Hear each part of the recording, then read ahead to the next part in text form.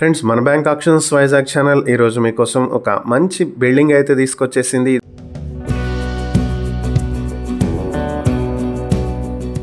ఇది వచ్చేటప్పటికి G+2 building. ఇది వైజాగ్ ధర్మానగర్ కంచరపాలెం దగ్గరలో ఉన్నటువంటి బిల్డింగ్.